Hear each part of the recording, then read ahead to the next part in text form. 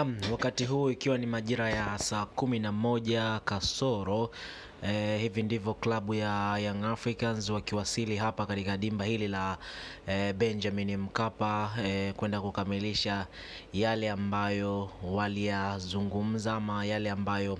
waliyatolea taarifa, kwamba licha ya taarifa kutoka na bodi ya ligi kwa maana ya wenye haki ya kusimamia masuala ya ligi kuu Tanzania bara kwamba mchezo umeahirishwa, watatoa taarifa muda mfupi hapo baadaye, kwa maana tunaweza tukategemea taarifa yoyote ambayo itatolewa kuelekea kurudiwa kwa mchezo huu ambao tayari wenyewe wameshautolea ufafanuzi kwamba umeahirishwa, uliotegemewa kuchezwa hii leo. Lakini kama ambavyo unaona gari la basi, kwa maana ya basi ya klabu ya Young Africans, ndio imewasili hapa katika dimba hili la Benjamin Mkapa kuweza kukamilisha yale ambayo waliyakusudia, na wataingiza timu kama ambavyo unafahamu tayari kwenye mitandao ya kijamii, kwa maana ya kwenye page yao ya Instagram na mingineyo, kwa maana ya Facebook na huko Twitter, tayari wametoa kikosi chao kwenda kuelekea mchezo huu ambao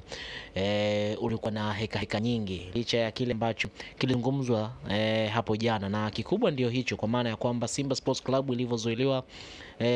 kufanya mazoezi majira ya saa 2 usiku kuelekea mchezo huu ambao ulitarajiwa kuchezwa leo, na taarifa tayari rasmi kwamba mchezo umesimamishwa, umeahirishwa, kwa maana taarifa itatoka rasmi na bodi ya ligi wamelihakikisha hilo. Na klabu ya Young Africans imewasili hapa, na tutazidi kuona ni namna gani ambavyo watazikamilisha taratibu zao ambazo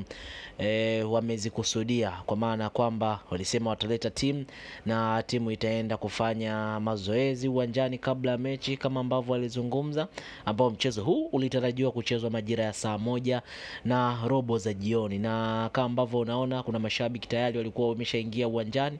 baada ya taarifa hiyo, wameshatoka sasa, na sasa wako nje ya uwanja wakisubiri tu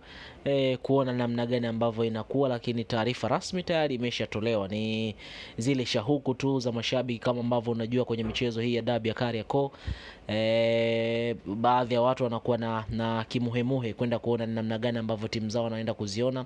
kiwanjani. Ndivyo ambavyo ilivyo hapa katika dimba hili la Benjamin Mkapa. Tayari rasmi Young Africans yuko ndani ya nyumba, lakini taratibu zote tayari zimeshafahamika kwamba mchezo umeahirishwa. Ni namna gani ambavyo itakuwa ni jambo la kusubiri na kuona kitu gani ambacho kitaenda kufanyika, lakini tusubiri tu taarifa ya mchezo rasmi kwamba utachezwa ni lini na itakuwa ni wakati gani. Ndicho ambacho kinasubiriwa na watu wengi hapa katika dimba hili la Benjamin Mkapa, na kikubwa ni kwamba wanasubiri tu taarifa hiyo, na